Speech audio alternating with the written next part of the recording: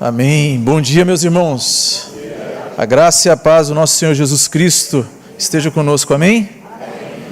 Que alegria podemos estar aqui, podemos louvar ao Senhor essa manhã, encerrando a nossa conferência em versos e também tendo o nosso culto regular.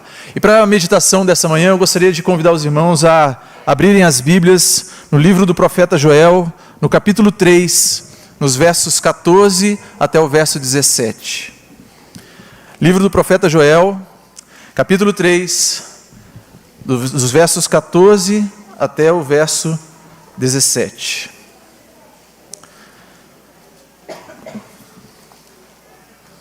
Diz assim a palavra de Deus: multidões no vale da decisão, porque o dia do Senhor está perto no vale da decisão. O sol e a lua se escurecem, e as estrelas se retiram o seu resplendor. O Senhor brama de Sião e se fará ouvir de Jerusalém, e os céus e a terra tremerão, mas o Senhor será o refúgio do seu povo e a fortaleza dos filhos de Israel. Sabereis assim que eu sou o Senhor vosso Deus, que habito em Sião, meu santo monte, e Jerusalém será santa, estranhos não passarão mais por ela. Vamos orar mais uma vez? Vamos ter mais uma palavra de oração? Pai querido, cá nós estamos, Senhor, esta manhã, diante do Senhor, Pai. Durante todo este culto, o Senhor já tem falado conosco, o Senhor já tem ministrado ao nosso coração, mas esse é o tempo propício para que o Senhor, através da Tua Escritura, da Tua Palavra, fale, Deus, a nós como igreja, mas fale também ao nosso coração como indivíduos, Pai.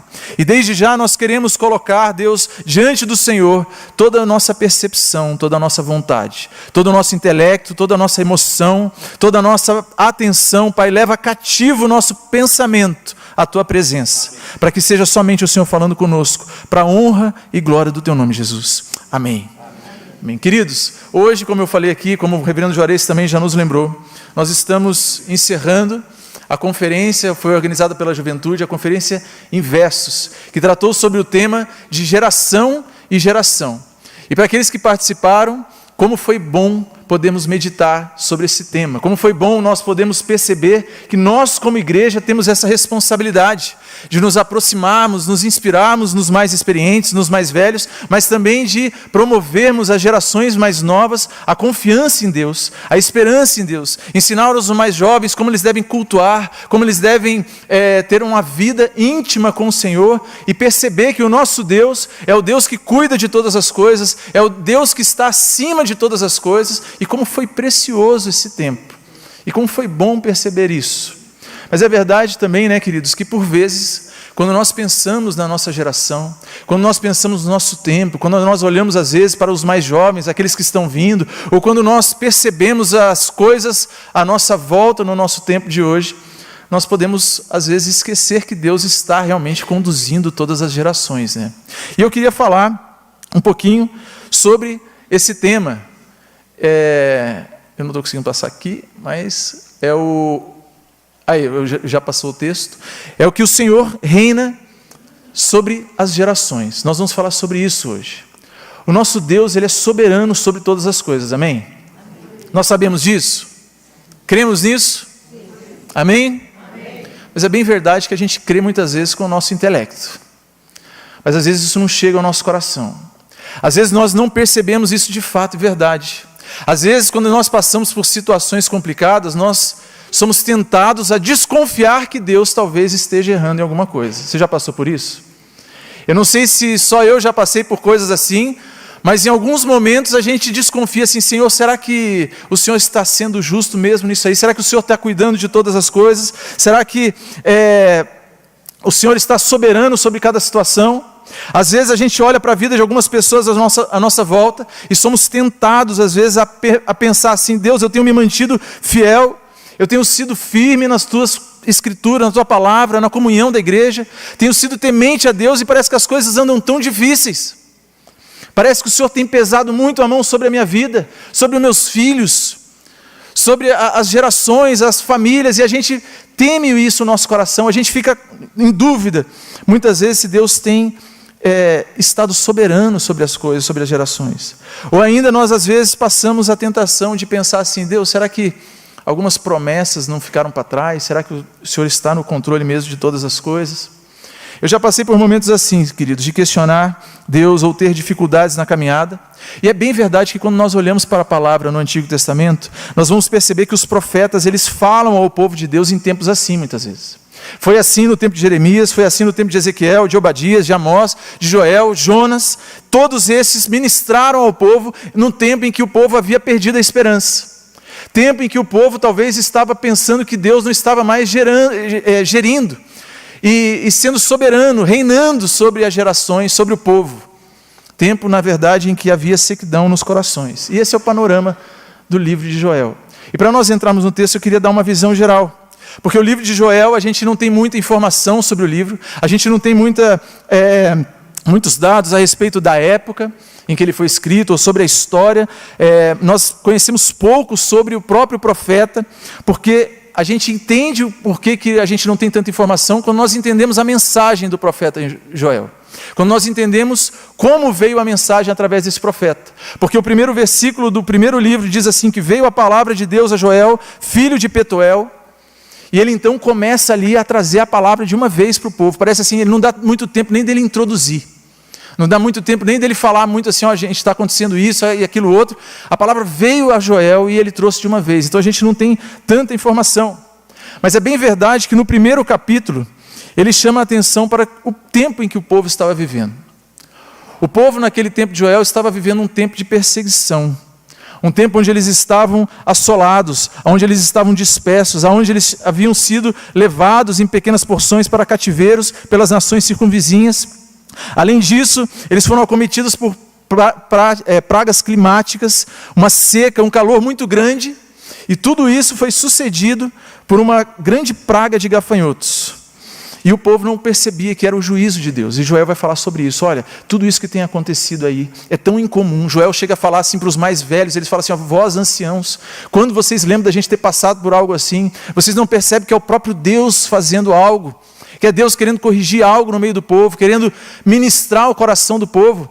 Vejam assim, até as regiões aqui, aonde mesmo no tempo de seca, elas estariam úmidas, regadas pelo orvalho, até essas regiões secaram. É Deus que está trazendo juízo, trazendo correção para nós, e nós não podemos perder isso de vista. Deus continua no trono. Aí no segundo capítulo ele fala um pouco sobre a misericórdia de Deus. Joel é o profeta do Pentecostes, né? Quando nós lemos lá em Atos, quando Pedro prega e cada um escuta na sua língua materna, mais de 3.000 pessoas ali entendem o evangelho da salvação em Cristo Jesus, e aí ele fala ali, hoje se cumpriu a palavra do profeta. Ele está se referindo a Joel, onde ele diz ali que os velhos sonhariam, os jovens teriam visões, né, e o Espírito desceria sobre o povo. E o capítulo 3, que é o capítulo onde nós lemos esses versículos aí, o profeta ele vem tecendo algumas profecias sobre o dia do Senhor. Ele vai começar a falar sobre o dia do juízo, onde Deus haveria de julgar, e haverá de julgar todas as nações, e todos os povos que perturbaram e injuriaram a Israel, e todos os povos que perturbaram o povo de Deus. Ou seja, Joel vem no terceiro capítulo dizer assim, nós estamos passando por toda essa dificuldade, toda essa sorte de perseguições, toda essa sorte de tribulações, de turbulências na nossa vida, mas o nosso Deus é um Deus misericordioso, e há um dia do juízo. Todos nós e todas as nações circunvizinhas haverão de se encontrar com Ele. É isso que Joel vai falar. Então tudo que nós sabemos aqui, queridos, é que Deus irá resgatar o seu povo, ainda que o cenário que o povo estava vivendo era um cenário de total desolação. E talvez aqui, como nós podemos ver em alguns outros profetas, o povo passava por esse momento de total desesperança, eles estavam dispersos, eles estavam totalmente devastados. A gente pode dizer aqui talvez que eles não viam mais a igreja. Eu fico pensando, né, queridos, a gente passou há um tempo atrás por um tempo de pandemia, né? E graças a Deus a gente tinha a internet. Você já pensou em passarmos um tempo de pandemia, onde a gente não tivesse meios de comunicação tão fáceis e tão rápidos?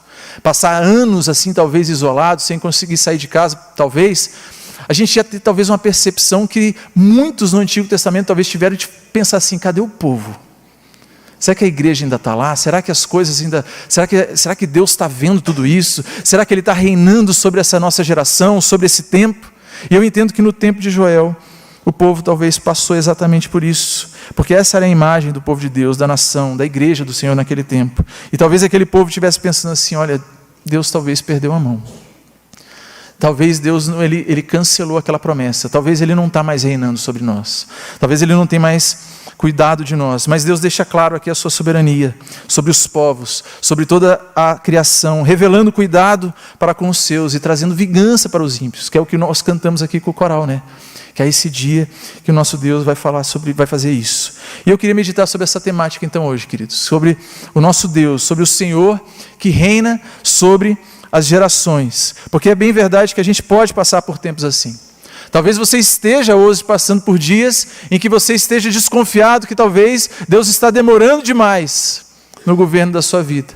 Ou talvez quando você olha para o nosso país, para o nosso tempo, talvez quando você olha para o governo, para o Estado, para todas as atrocidades que todos os dias nós vemos pelos meios de comunicação, seja pela televisão, pela internet, isso tem ido ao seu coração e você pensa, Deus, onde é que está o Senhor? Será que o Senhor tem cuidado da nossa geração? Será que o Senhor tem cuidado do nosso tempo? Talvez você esteja passando por isso.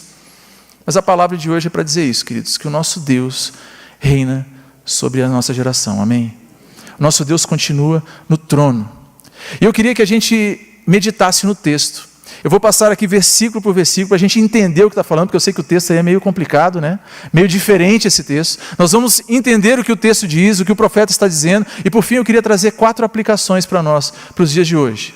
Então, para nós irmos para o texto, no versículo 14... O versículo 14 diz, multidões no vale da decisão, porque o dia do Senhor está perto no vale da decisão. O profeta aqui, ele assume uma posição de arauto. Ele não está trazendo a palavra mais só para o povo de Israel, mas ele está trazendo uma palavra aqui para as nações circunvizinhas, porque o termo aqui de multidões não é simplesmente um aglomerado de pessoas, mas é o termo Ramon, que quer dizer nações diferentes. Lá em Gênesis, quando o texto diz assim, quanto a mim, será contigo a minha aliança, será paz de numerosas nações, o termo que o texto está usando aqui é Ramon. Então o profeta está falando para as nações circunvizinhas. Ainda que aos olhos naturais o povo de Israel tivesse sucumbido, fosse um povo subjugado, as outras nações fossem soberanas sobre Israel, além disso, nos olhos do homem natural, como se não houvesse esperança alguma, Deus tem um poder suficiente para vivificar o povo, ainda que o povo tivesse morto. E é isso que o profeta está vindo dizer. Falando assim, ó, nações, prestem atenção. Há uma coisa que vocês precisam saber. E aí quando ele fala sobre o vale da decisão, o termo que ele usa para a decisão é o termo Harutz, que está traduzido como decisão, que não deixa de ser. Mas a gente pode explorar um pouco mais o sentido desse tipo de decisão que a palavra de Deus está trazendo aí.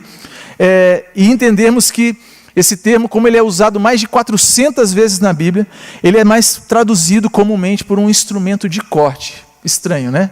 Por algo assim que na verdade ou era um instrumento de corte ou era um lugar de malho, um lugar de debulha do trigo. Então o profeta, ele está dizendo assim, multidões, nações, olha nações, prestem atenção, escutem a palavra do Senhor, porque o dia está perto num vale da debulha, num dia de muita pressão, num dia de malho, como se fosse um malho do trigo.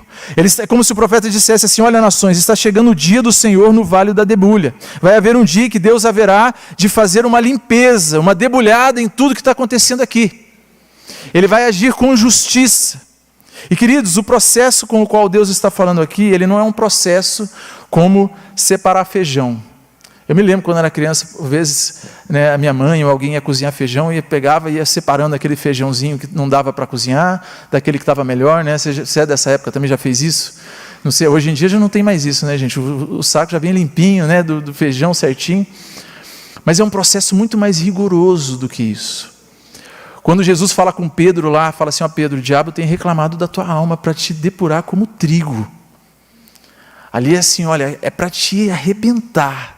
É um malho, é onde eles colocavam os feixes assim do trigo e os animais ali pisoteavam para tirar todas as impurezas. E o profeta está dizendo isso, nações. Há um dia que Deus vai corrigir toda essa injúria contra o seu povo. Deus está nos dizendo aqui que toda injúria contra o seu reino jamais passará impune. Ainda que Deus tivesse permitido ou tolerado toda injúria contra os seus, o dia do Senhor, o dia da debulha, do malho está chegando. E é isso que o profeta está falando. A vingança do Senhor é certa. O dia do Senhor é um dia marcado na presença de todas as nações. E é interessante nós pensarmos isso, porque Jesus, lá em Mateus 25, ele fala sobre isso, né? ele diz assim, a partir do verso 31, quando vier o Filho do Homem na sua majestade, e todos os anjos com ele, então se assentará ao trono da sua glória, e todas as nações serão reunidas, ó Jesus confirmando ali a palavra do profeta, na sua presença, e ele separará uns dos outros, como um pastor separa os cabritos e as ovelhas. Eu não sei bem como é que separa cabrito de ovelha, né? Até acho que não deve ser um negócio tão violento assim, né? Imagino. Mas a debulha do trigo era. E é isso que o profeta está falando ali. Aí nós vamos para o verso 15. O verso 15 ele continua. E ele fala assim, o sol e a lua se escurecem, e as estrelas retiram seu resplendor. Olha lá, o profeta está falando de um dia aonde Deus virá julgar todas as coisas, aonde Deus haverá de derramar juízo sobre o pecado, e ele fala assim, nesse dia o sol e a lua vão se escurecer. É como se ele estivesse falando assim, ó, não vai haver mais nenhuma esperança e amparo vindo das coisas criadas. Porque é bem verdade, né, queridos, que a gente pode passar dias ruins na nossa vida, mas a gente não desconfia que no outro dia não vai ter o sol no céu, né? Você já foi dormir achando que no outro dia não ia amanhecer? Só se você for para a glória dormindo. Mas do contrário, a gente acordar e ficar escuro o resto do dia, ninguém tem esse medo, né? Pois o profeta está dizendo assim, nesse dia, até as estrelas, o sol, diante da ira do juízo de Deus, vão se constranger, ao ponto que eles vão se esconder, o sol e a lua vão se escurecer, não vai ter mais esperança, tudo aquilo assim que a gente pode perder tudo, mas a gente sabe que vai ter, porque o sol está brilhando todos os dias, ainda aquilo que nos dá uma certa esperança, naquilo que a gente consegue ver, naquilo que a gente consegue se apoiar, o profeta está dizendo assim, nesse dia até isso vai acabar. É nós diante de Deus, face a face. Então mesmo que nós levantemos os nossos olhos, nem mesmo a centelha de luz haverá para nos confortar, pois as trevas vos cobrirão por todos os lados, e conhecereis tanto pelo céu quanto pela terra, que Deus está irado contra o pecado. Que terrível, né? Você está pensando aí agora, poxa, eu tinha que vir justo hoje nesse sermão pesado desse jeito? Mas é o que a palavra de Deus está dizendo. Deus dará sinais dessa vingança que nós cantamos aqui, de modo que o sol será constrangido a demonstrar isso. E eu fico pensando, queridos, que essa imagem, ela remete muito assim ao fim da graça comum, né? Nós sabemos que o sol brilha, a chuva cai sobre a terra dos crentes e a terra daqueles que não são crentes, daqueles que não conhecem a Deus. Nós sabemos que a graça comum é o que sustenta, a gente sabe que pessoas podem ser bons administradores, bons políticos, bons professores, bons mestres, mesmo sem conhecer a Deus, mas nesse dia a palavra diz aqui como se a graça comum fosse acabar. A ideia de que o mundo não é inteiramente consumido pela ira de Deus por causa da igreja vai acabar nesse dia. Lembra lá no profeta Jeremias, quando ele escreve Lamentações, ele diz que as misericórdias do Senhor são a causa de não sermos consumidos. É só pela misericórdia de Deus, é a fidelidade dele. E aí a gente entende a palavra do profeta Isaías quando diz assim, buscai o Senhor enquanto se pode achar, invocai enquanto está perto. Deixe o perverso o seu caminho, iníquo os seus pensamentos, converta-se ao Senhor, que se compadecerá dele, e volte-se para o nosso Deus, porque é rico em perdoar. O dia que tudo isso vai chegar ao fim, vai acontecer, e Joel está falando isso muito antes de Jesus. E aí, queridos, nós chegamos no verso 16, que é maravilhoso demais para mim. O verso 16, ele diz assim, ele está pintando esse cenário terrível, que fez se arrepender de levantar no frio para vir para a igreja hoje. Ele está falando desse dia, fala assim, ó, nações, vai vir um dia da debulha, um dia do malho do trigo, vai ser terrível, as trevas vão cobrir, o sol, as estrelas vão se constranger, não vai ter mais graça comum, tudo aquilo que é segurança para nós, que os nossos olhos depositam algum senso de confiança e de segurança, vai acabar. Mas aí ele chega no verso 16 e diz assim, nesse dia terrível, nesse filme de terror que a gente está ouvindo e vendo aí, o Senhor brama de Sião, e se fará ouvir de Jerusalém, e os céus e a terra tremerão, mas o Senhor será refúgio do seu povo e fortaleza dos filhos de Israel. Queridos, esse versículo é maravilhoso demais, porque o profeta ele vem falando de tudo isso, ele vem falando sobre a ira de Deus contra o pecado, falando como Deus é irado com isso, mas ele fala nesse termo brama, é o mesmo termo de um rugido de um leão. O profeta está dizendo assim, nesse dia tenebroso, nesse dia onde Deus vai revelar de fato como é a ira dele sobre o pecado, nesse dia em que ele vem julgar as nações, em que não haverá mais a graça comum, em que não haverá mais segurança nas coisas criadas, que é um dia de densas trevas, ouvirá-se um rugido de um leão, bramando de Sião. O nosso Deus, ele é irado contra o pecado, e se não fosse pelo sangue de Jesus, nós seríamos alvos da sua ira por conta do pecado que nós cometemos. O rugido aqui é atribuído a Deus, visto como este se compara a um leão, em outra parte, ao se apresentar como o fiel guardião da salvação do seu povo. O profeta Joel não sabe, mas ele está falando do leão da tribo de Judá, queridos. O profeta ainda não sabe exatamente de tudo que ele está dizendo, mas ele está falando assim, nesse dia terrível, ele está falando para um povo assolado, um povo que esqueceu que Deus está no trono, um povo em que achou que talvez estava fazendo parte de uma geração perdida. Ele fala assim, haverá um dia que Deus vai julgar tudo isso, Deus está no trono vendo tudo isso, e haverá um rugido do leão da tribo de Judá, rogando pelo seu povo, salvando como um leão que pega a sua presa e a defende dos outros para não atacar. Nesse dia será possível ver isso. Meus irmãos, a figura de Cristo é impressionante nesse versículo. É impressionante porque nesse dia da debulha, no dia do malho do Senhor, nós estaríamos ali como pecadores, prontos a receber essa justa sentença de condenação, diante de um Deus que está irado pelo pecado. Mas o Senhor está lá rogando por nós. O Senhor estará lá, rogando e nos defendendo da própria ira contra o pecado, falando assim, o sangue de Jesus clama por nós, pela sua igreja, pelo povo. O sangue de Jesus é o que nos salva. Um rugido como de leão é refúgio. Joel está falando aqui de Cristo. Joel está falando de Jesus. O profeta está falando para as nações, mas também para o povo. Se nós dependêssemos de nós mesmos nesse dia da debulha, nesse dia do Senhor, nós estaríamos lá como alvo dessa ira derramada de Deus sobre o pecado e não teríamos como nos salvar. A gente não teria como se justificar diante desse Deus, falando assim, olha Senhor, eu paguei meus impostos, eu dava dízimo, eu cantava no louvor da igreja. Não vai ter jeito. Nós estaríamos lá prontos para receber, a gente não teria como nos salvar, mas haverá esse rugido de leão. E é maravilhoso pensar e ler depois o Novo Testamento, com esse texto em mente, lembrando de Jesus orando por mim e por você. Lá em João capítulo 17, verso 9, Jesus fala assim, é por eles que eu rogo, não rogo pelo mundo, mas por aqueles que me deste, porque são teus. É o leão rugindo, defendendo a sua presa. Jesus orando por nós. O profeta está dizendo que há um refúgio, que aquilo que é má notícia para uns é como bálsamo suave, é como um recôndito, é como segurança. Deus será a nossa esperança para o povo dele, será a esperança para o povo, será a força para os filhos de Israel.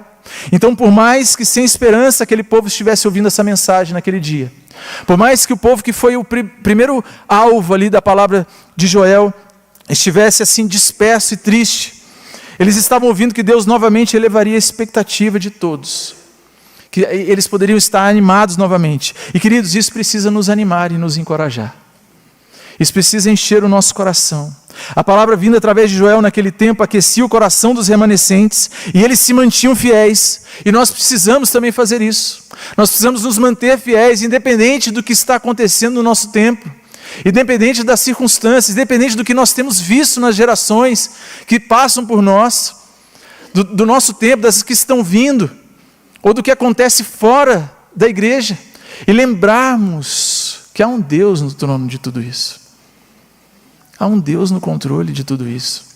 A gente às vezes se desespera, mas Deus é o provedor, Deus é o executor e é o mantenedor da salvação do seu povo. Então, ainda que você se sinta fraco, é Deus quem te sustenta nas suas mãos, amém?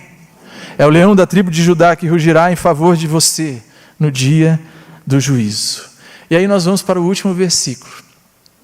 O versículo 17, o profeta diz, sabereis assim que eu sou o Senhor, vosso Deus, e que habito em Sião, meu santo monte.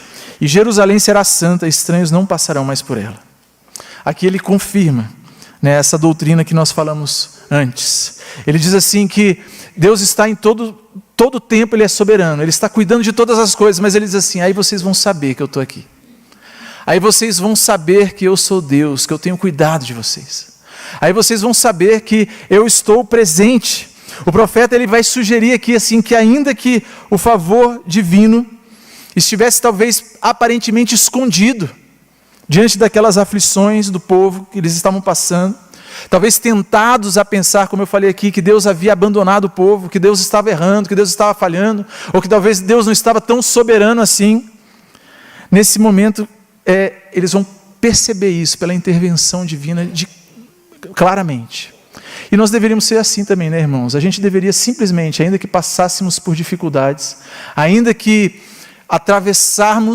quando atravessarmos dificuldades na nossa vida, oramos a Deus e por vezes não ouvimos a sua resposta, ainda assim o nosso coração devia confiar na sua palavra, falar, Deus, eu sei que o Senhor está soberano sobre todas as coisas, mas Deus é tão misericordioso que Ele revela a presença dEle para nós, Ele se revela diante de nós, Ele se manifesta, para que a gente não fique confundido, perguntando onde está o poder de Deus. Ele ainda assim vai lá e mostra o seu cuidado, é isso que o profeta está falando aqui. Essa passagem, queridos, ela nos ensina que apesar de Deus não estender a sua mão de maneira visível para nos ajudar tantas vezes, nós devemos nutrir boa esperança da sua mercê sempre. E é interessante porque ele diz assim, né? Sabereis assim que eu sou o Senhor vosso Deus e que habito em Sião, meu santo monte. Tem um significado profundo nessa frase. O que Deus está dizendo ali é que Ele está apontando para a fidelidade dEle para com Ele mesmo. Ele faz uma analogia ao local onde foi a promessa para Abraão e depois renovada em Davi. Ele fala assim, eu permaneço firme na minha promessa. Vocês vão saber que eu sou Deus e que eu permaneço aqui firme. As coisas aos seus olhos parecem estar difíceis, parece que a luta não vai acabar mais, parece que está pesado demais o fardo, parece que você perdeu as suas forças, mas eu estou aqui no trono, eu continuo na minha promessa, eu continuo fiel e caminhando em fidelidade. E para a gente encerrar, queridos, eu creio que só a gente meditar no texto, Deus fala com a gente, não é verdade? Só da gente olhar para isso, a gente já pensa um tanto de coisa na nossa vida e a gente reflete que, sem dúvida alguma, o nosso Deus é maravilhoso e que Ele continua no controle de todas as coisas. E eu tenho certeza que se acabasse aqui, Deus já ministrou seu coração, amém? Mas eu queria que, de forma bem sucinta e rápida, nós entendêssemos 4 aplicaçõezinhas para nós, nos dias atuais. A primeira delas, que nós precisamos entender, é que entender que o Senhor reina em todas as gerações e que Ele continua no trono do universo e que Ele não falha, é entender que o nosso Deus não pesa a mão sobre o seu povo para sempre. A gente precisa entender isso. Nós precisamos entender que ainda que passemos por tempos difíceis, ainda que aos nossos olhos pareça que tudo está perdido, ainda que aos nossos olhos pareça que a nossa geração se perdeu, pareça que as coisas passadas já eram, que nós perdemos a tradição boa de tantas coisas, ainda que dentro da nossa casa a gente pareça que está perdendo os nossos por entre os nossos dedos tantas vezes, ainda que o tempo de luta passe na nossa vida, nós precisamos entender que Deus não pesa a sua mão para sempre. Há um propósito nas lutas que a gente vive, nas provações e até mesmo nas tentações. Até mesmo quando somos tentados, há propósito nas mãos de Deus, porque Deus deseja lapidar o nosso coração. Deus deseja fazer a gente ser mais parecido com Ele. Há um versículo que é muito conhecido de todos, né, que é Romanos 8, 28. Uma grande parte, normalmente, repete esse versículo aí com bastante frequência. Que Paulo ele vai falar assim, né, que sabemos que todas as coisas... Me ajuda aí. Amém, é isso aí. Sabemos que todas as coisas cooperam para o bem daqueles que amam a Deus. Amém. Glória a Deus. Aleluia. E são chamados segundo o seu propósito. E qual que é o 29? A gente não sabe. O 29 ele fala o para quê.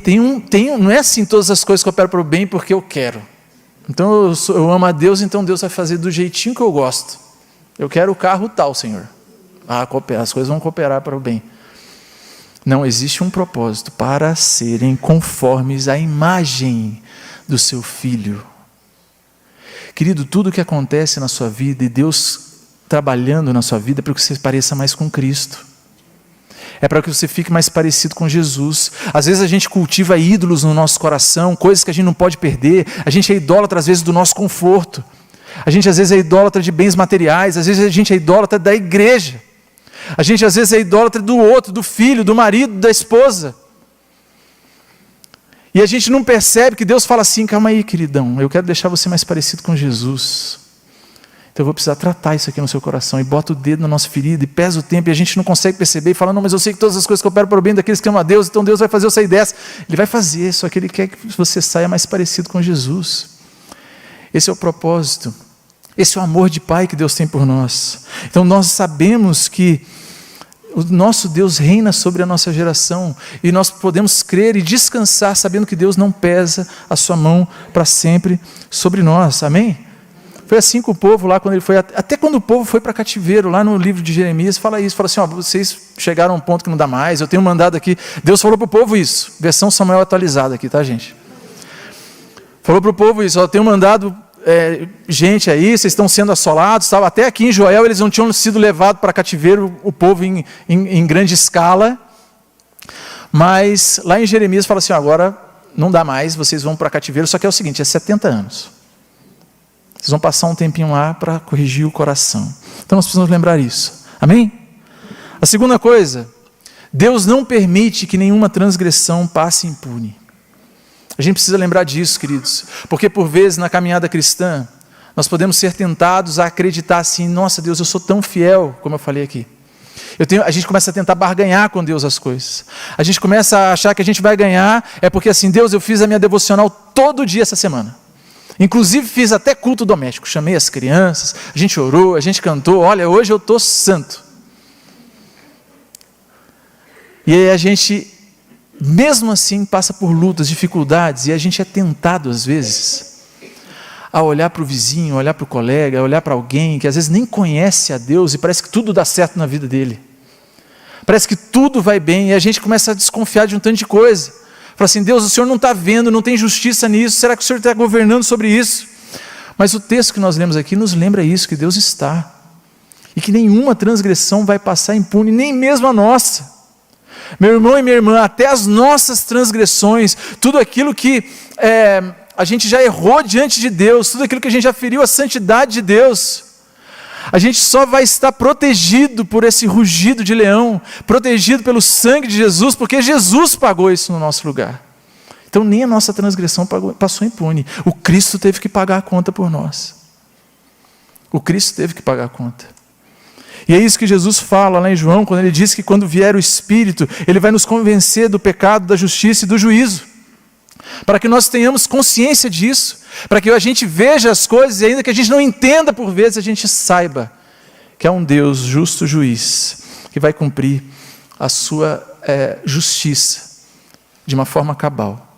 Há um Deus que é justo juiz, e Ele não permite que nenhuma transgressão passe impune. Como eu disse aqui, a graça que nós temos na nossa vida é que toda a nossa transgressão já foi paga, e por isso a gente pode se jubilar, e por isso a gente pode se encher de alegria.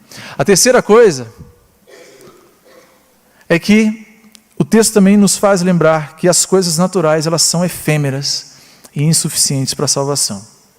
No versículo 15, quando o profeta fala que o sol e a lua e as estrelas vão escurecer e retirar o seu resplendor, conforme nós já expomos, ele está dizendo sobre o fim da esperança que alguns de nós podem ter em coisas criadas.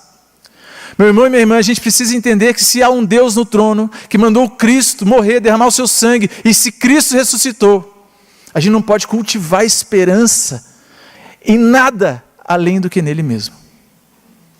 A gente não pode depositar o nosso senso de pertencimento, de confiança em nada que não seja no próprio Cristo. E o profeta está dizendo assim: vai chegar um dia que você vai ver isso com seus olhos, que não vai interessar nada, assim, tudo que hoje é valoroso para nós, você vai falar assim: isso não me importa, eu só quero o Senhor. Nós cantamos isso aqui no louvor, né?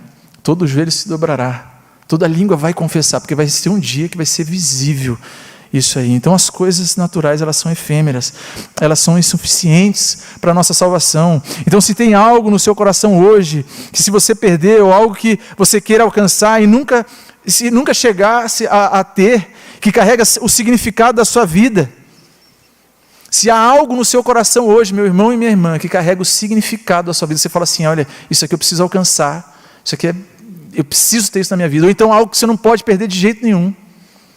Eu queria te dizer com muito amor, este aí é o seu Deus, e é o ídolo que você tem carregado. E Deus está falando assim, eu tenho reinado sobre as gerações. Joga esse ídolo fora e coloque todo o senso de pertencimento, de descanso, de esperança, de confiança em mim, que sou o Deus, Rei de todo o universo. E a quarta e última coisa, para nós acabarmos em tempo, é que Deus é o mantenedor fiel da sua aliança e da salvação para com a igreja. Como é bom saber disso, né, queridos?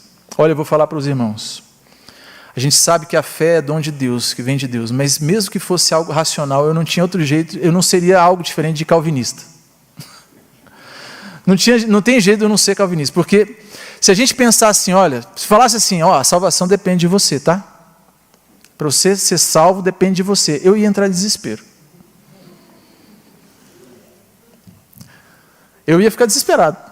Eu falei, não tem jeito, Deus me livre. Deus me livre da salvação pertence a mim. Mas é um desespero, porque, queridos, não tem como a gente manter essa aliança por nós mesmos. Não tem como, mas a gente olha para o trono do universo e a gente lembra de um Deus que Ele é mantenedor fiel dessa aliança. Ele fala assim, vocês vão saber que eu sou o Senhor e que eu habito em Sião, eu permaneço firme. Eu não mudei 1 centímetro sequer da minha palavra, da minha verdade, do meu amor por vocês. Cristo não morreu em vão. Então, ainda que chegue um dia, olha que palavra maravilhosa, queridos, para nós essa manhã. Ainda que chegue um dia que você acorde de manhã e não haja o sol, e o curitibano é meio acostumado com isso, né? Mas acho que vai ser bem pior, né? Acho que nem vai se comparar com um dia nublado. Mas ainda que você acorde um dia e não haja o resplendor do sol, e as estrelas tenham se escondido, ainda que tudo que é criado, que é natural e que nos dá um senso de tranquilidade, vá embora, eu estou presente na minha promessa, na minha fidelidade e no meu cuidado por vocês. Nosso Deus é soberano, o Deus que reina sobre as gerações, queridos. Então, Ele é o Deus que não permite a aprovação e a correção do seu povo ao ponto de perder a igreja, amém? Ele não pesa a sua mão para sempre. O Deus que reina sobre as gerações também é o Deus que não permite que haja injustiça, mas Ele vai punir todos os pecados, toda injúria contra a sua soberania e santidade.